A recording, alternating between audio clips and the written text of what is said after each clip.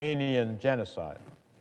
In October, the House of Representatives passed a version of this resolution by a vote of 405 to 11.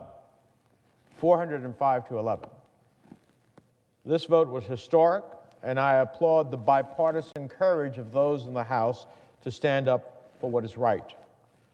For those here in the Senate who would consider objecting to this request, I urge you to think long and hard about what that means for your reputation, what it means for history, what that means for the Senate as an institution. History is watching, and it will not look kindly on those who object to recognizing genocide. In recent speeches before the Senate, I've laid out the case for why we must move forward on this resolution. The simple threshold question for this body comes to this: do we recognize a clear case of genocide when it happens?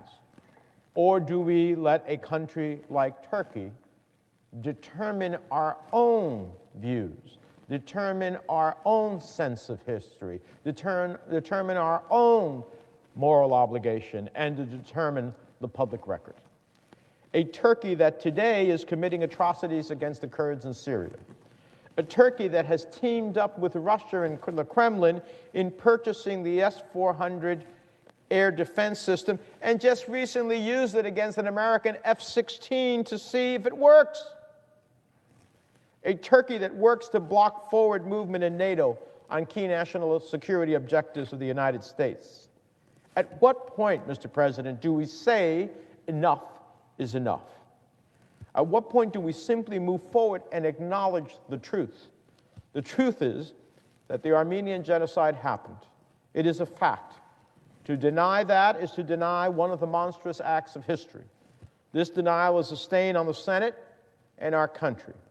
We have an opportunity to right that wrong and put the United States Senate on the right side of history. Let's again review some of that history here today. More than 104 years ago, the Ottoman Empire launched a systemic campaign to exterminate the Armenian population through killings, forced deportations, starvation, and other brutal matters. How do we know this? How do we know this? Because United States diplomats were there. They wrote it down and sent it back to the State Department in Washington.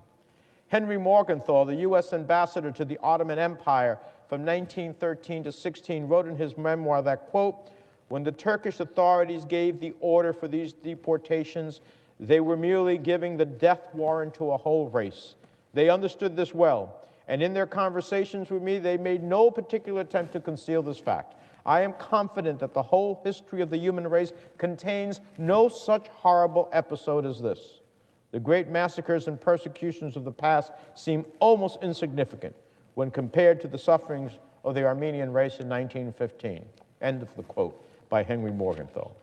On June 5th of 1915, the United States Consul in Aleppo, Jesse Jackson, wrote to Ambassador Morgenthau saying, quote, there is a living stream of Armenians pouring into Aleppo from the surrounding towns and villages.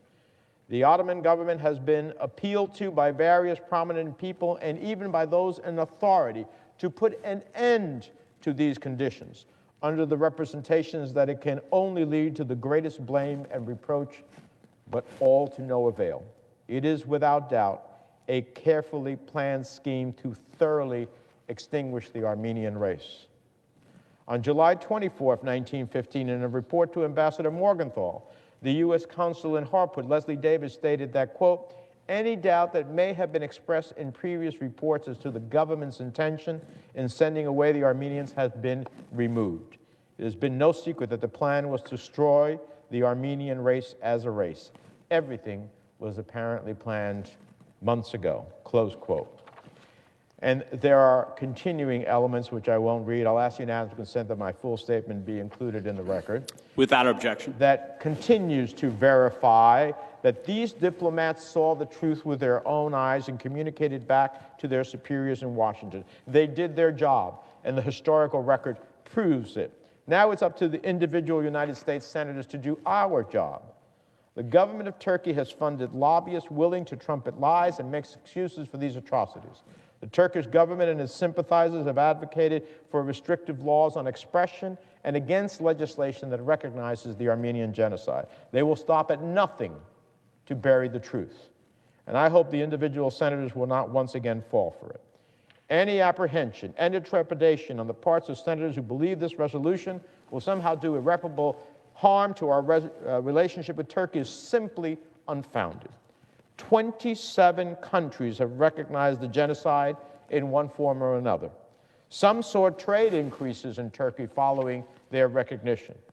12 members of NATO have recognized the genocide. They still work with Turkey on defense issues. They still have embassies in Ankara. Their relationships were not irreparably harmed. Belgium, Canada, the Czech Republic, France, Germany, Greece, Italy, Lithuania, Luxembourg, the Netherlands, Poland, the Slovak Republic, they all did the right thing. So I say to my friends and colleagues, genocide is genocide. Senators in this body should have the simple courage to say it plainly, say it clearly, and say it without reservation.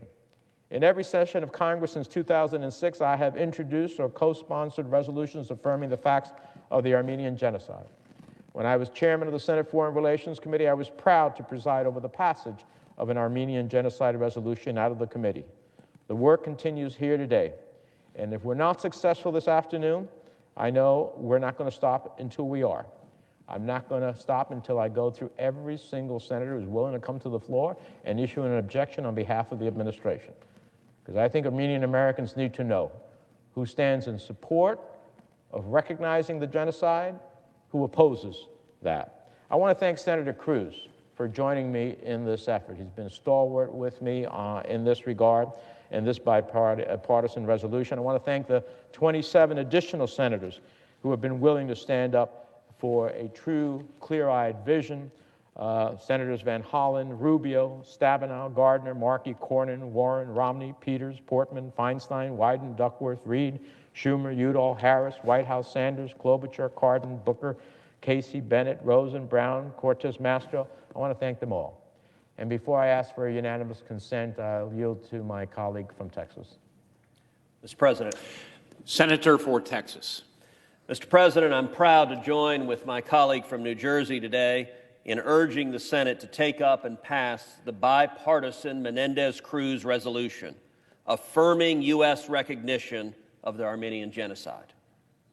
From 1915 to 1923, the Ottoman Empire carried out a forced deportation of nearly 2 million Armenians, of whom 1.5 million were killed.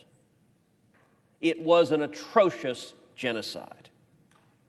That it happened is a fact and an undeniable reality.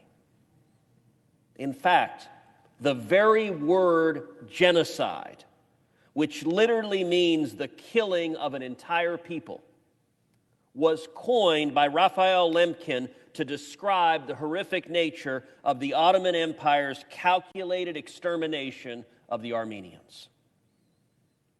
We must never be silenced in response to atrocities.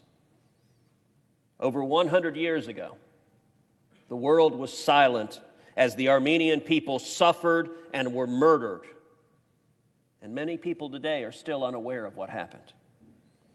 With this resolution, we are saying that it is the policy of the United States of America to commemorate the Armenian Genocide through official recognition and remembrance. We have a moral duty to acknowledge what happened to 1.5 million innocent souls. It's the right thing to do. And, Mr. President, I certainly understand the concerns of some of my colleagues who worry that this resolution could irreversibly poison the U.S.-Turkey relationship and push Turkey into the arms of Russia. But I don't believe those concerns have any sound basis. As my colleague from New Jersey pointed out, 12 NATO nations have similarly recognized the Armenian Genocide.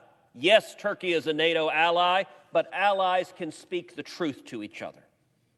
We should never be afraid to tell the truth, and alliances grounded in lies are themselves unsustainable. Additionally, the Foreign Relations Committee in the coming days will be marking up an enormous package of sanctions on Turkey. The horse has left the barn. There's no good reason for the administration to object to this resolution, and the effect of doing so is to deny recognition of this chilling moment of history. Let me close by echoing the optimism the senator from New Jersey gave. We may well see an objection here today, as we did when Senator Menendez and I previously came to the Senate floor and sought to pass this just a couple of weeks ago. But I believe in the coming days and weeks we will get this passed. That this objection, I hope, will be only temporary. And I look forward to the day, hopefully very, very soon, when all 100 senators, Democrats and Republicans, are united in simply speaking the truth, recognizing the genocide that occurred, and making perfectly clear that America stands against genocide. I yield the floor. Mr. President. The senator for New Jersey. Mr. President, I thank my colleague from Texas for his eloquent statement, for his forthrightness on this issue. And Mr. President, as if in legislative session, I ask unanimous consent that the Senate Foreign Relations Committee be discharged from further consideration of S.Res.150 and the Senate proceed to its immediate consideration.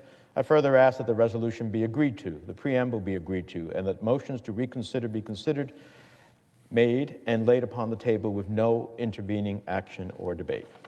Is there objection? Mr. With that, Senator for North Dakota.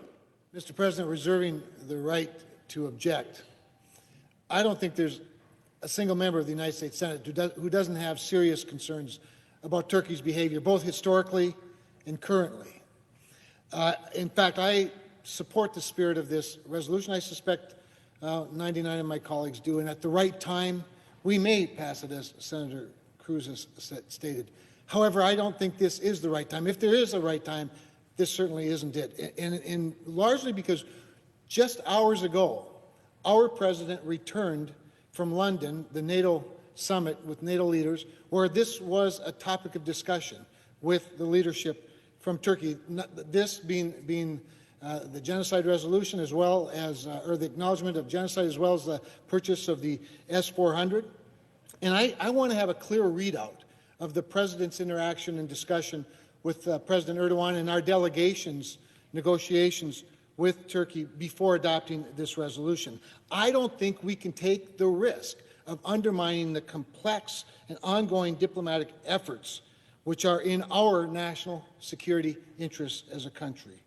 I, too, want to be on the right side of history. I believe we will be on the right side of history. But these negotiations that the president is currently in are part of getting on the right side of history. And I appreciate the ongoing conversations and still hope that we're able to overcome the challenges in the bilateral relationship with Turkey. Now, we know that these challenges are and what they are, and we all share the goal of seeing them appropriately addressed. But there's no good alternative right now. Adoption of this resolution today, in my view, is unnecessary, Mr. President, and might very well undermine that diplomatic effort at a key time. I do not intend to continuously object to this resolution, but I believe it is appropriate for me to do so at this time. And so, Mr. President, I object. Objection heard. Mr. President. Senator for New Jersey. I'm deeply disappointed. Once again, this is the third time that a Republican senator has come to the floor to object to the genocide resolution, the recognition of the genocide resolution. And there's never a good time. There's never a good time. In my view, there's always the right time, however, to recognize genocide as genocide. My colleague from North Dakota actually sponsored S.Res.150, the Armenian Genocide resolution, affirming, quote, the proper commemoration and consistent condemnation of the Armenian Genocide will strengthen our international standing in preventing modern-day genocides, when he was a member of the House of Representatives. He was right then. He was right then. And the time was right then. And the time is right now. You know, President Erdogan was here in the United States a couple of weeks ago. There was a meeting at the White House. A few of my colleagues had the privilege of joining the president, expressing their discontent. Erdogan was given options, a way out of the dilemma that Turkey has put themselves in with the S-400. Basically, they were told either return it to Russia, destroy it in our presence, and or give it to us, which of course Russia will never allow that to happen for us to have their technology.